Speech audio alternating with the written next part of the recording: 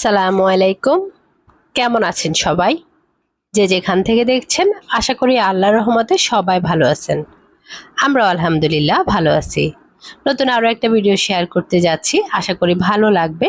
তো আজ আমি আপনাদের সাথে শেয়ার করছি চিংড়ি শুটকি মাছ দিয়ে লতি রান্না করাটা।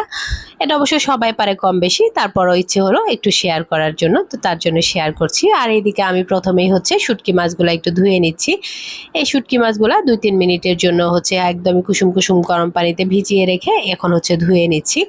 অন্যান্য শুটকি মাছ যে মতো এই শুটকিটা অনেকটা সময় ধরে আবার বেশ ভালো পরিমাণে গরম পানি দিয়ে ভিজিয়ে রাখার কোনো দরকার নাই, যেহেতু ছোট আরও চিংড়ি মাছ। তো মিনিট 5-এর মতো জাস্ট একটু কুসুম গরম পানিতে ভিজে তারপর ধুয়ে নিলেই হয়ে যাবে। যাই হোক, আমারও মাছগুলি ধোয়া হয়ে গেছে, আর লতিটা আমি এর আগে ধুয়ে সাইডে রেখে দিছি। এখন রান্না করার পালা। ধোয়া ধুয়ের কাজ শেষ, তো রান্না বান্নাটা করে নিচ্ছি। এদিকে রান্নার জন্য একটা পাতিলে একটু তেল গরম করে নিয়ে দিয়ে দিচ্ছি পেঁয়াজ কুচি, আর সেই সাথে দিয়ে দিব স্বাদ মতো লবণ।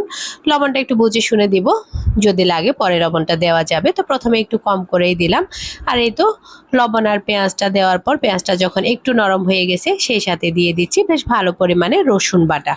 শুটকিতে তো একটু তেল রসুন ঝাল লাগে, সেটা আমরা সবাই জানি। আর আজকে শুটকিটা যেহেতু লতি দিয়ে রান্না করা, কচু লতি এই ধরনের রান্নাগুলিতেও কিন্তু দেখা যায় যে রসুনের পরিমাণটা একটু বেশি দিতে হয়। তো দুই মিলে রসুনের পরিমাণটা বেশ ভালো পরিমাণে দিয়ে দিলাম। আর 2-1 মিনিট একটু ভেজে নিয়ে তার মধ্যে দিয়ে দিচ্ছি ধুয়ে রাখা শুটকি মাছগুলা। তো এই শুটকি মাছগুলা দিয়ে আরও 1-1.5 মিনিটের মতো একটু এই মশলাগুলির সাথে ভেজে নিব। মশলাগুলির সাথে ভেজে নিয়ে তারপর আমি একে একে করে গুঁড়ো মশলাগুলি দিব। গুঁড়ো মশলাগুলিও রেগুলার যে মশলাগুলি আর কি, একদমই আমরা সব সময় যেগুলি ব্যবহার করি এর বাইরে কিন্তু কোনো কিছুই না। এই তো হলুদের গুঁড়া, ধনে জিরার গুঁড়া, সেই সাথে শুকনো মরিচের গুঁড়া। শুটকি তরকারিটা যেহেতু একটু ঝালঝালি পছন্দ, খেতে ভালো লাগে, তো যার জন্য মরিচের পরিমাণটাও একটু বাড়িয়ে দিলাম। তবে এটা অবশ্যই প্রত্যেকেরই ঝাল কে কীরকম খেতে পারে তার উপর নির্ভর করে। সবাই কিন্তু একই পরিমাণে ঝাল খেতে পারে না, তো এটা মাথায় রেখে যে যেরকম ঝাল পছন্দ করে ওই অনুযায়ী দিয়ে নিলেই হবে আর কি। তো তারপর আমি হালকা করে একটু মশলাগুলি ভেজে নিচ্ছি, কষিয়ে নিচ্ছি আর কি। এই যে তেলটা উপরে উঠে আসছে, এরপর আমি আরও একটু পানি দিয়ে নিব, মশলাগুলি খুব সুন্দর করে কষিয়ে নিব। লতিটা যেহেতু খুব নরম তরকারি, বেশ অনেকটা সময় লাগে না রান্না করতে, তো যার জন্য মশলাটা ভালোভাবে কষানোটা খুবই জরুরি। এই যে মশলাগুলি কষানো হয়ে গেছে, এরপর আমি দিয়ে দিচ্ছি পরিষ্কার করে রাখা লতিগুলা। দিয়ে সব কিছু নেড়ে চেড়ে তারপর এই পানির মধ্যেই আমি লতিটাও সুন্দর করে কষিয়ে নিব। পরে অবশ্য আরও একটু পানি দিব, তবে তার আগে লতিটাও এই মশলার মধ্যে সুন্দর করে কষিয়ে নিব। তো লতি তো কষানো সেই সাথে আপনাদেরকে মনে করিয়ে দিচ্ছি, যদি ভিডিওটা ভালো লাগে একটা লাইক দিয়ে পাশে থাকবেন। চাইলে ভিডিওটা বেশি বেশি করে শেয়ার করতে পারেন।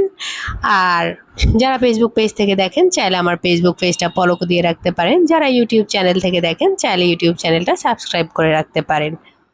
যারা শুটকি এবং লতি পছন্দ করে এই গরমের মধ্যে, তাদের জন্য কিন্তু অনায়াসে এটা সব থেকে ভালো একটা খাবার। একটা সময় যারা আমিও তো পছন্দ করতাম না লতি, তবে এখন যেহেতু খাই, তো এখন বুঝি আসলে ছোটবেলা এই রান্নাগুলি এই খাবারগুলি মিস কেন যে বাদ দিলাম বুঝি না আর কি। যাই হোক, এখন যেহেতু খাই এখন তো ভালোই লাগে। তো আমি যেহেতু ভালো লাগে এই জন্য ভাবলাম যে আপনাদের সাথেও শেয়ার করি, হয়তো এভাবে রান্না করলে আমার মতো আপনাদেরও ভালো লাগবে। কথা বলতে কিন্তু আমার লতিটা কষানো হয়ে গেছে, এর মধ্যে টমেটোও দিয়ে দিলাম। তো তারপর আমি গরম পানি দিয়ে দিলাম।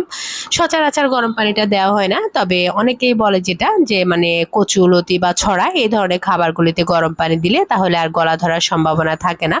তো এই জন্য আমিও একটু গরম পানি দিয়ে দিলাম। আর গরম পানি রান্না কিন্তু এমনিতে একটু বেশি টেস্ট হয়।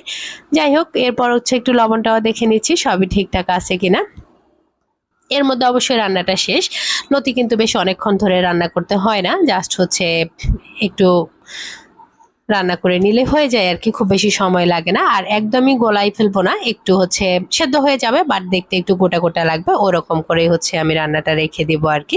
তো এই তো আমার রান্না শেষ, এরপর চুলা থেকে নামিয়ে নিলাম। আর রান্নার শেষে এটাই লতির ফাইনাল চেহারা আর কি। তো চাইলে আপনাদের যাদের লতি এবং শুটকি পছন্দ তারাও আমার মতো এভাবে করে লতি রান্না করে দেখতে পারেন, আশা করি ভালো লাগবে। তো আজ এখানেই বিদায় নিয়ে নিচ্ছি, আল্লাহ হাফেজ।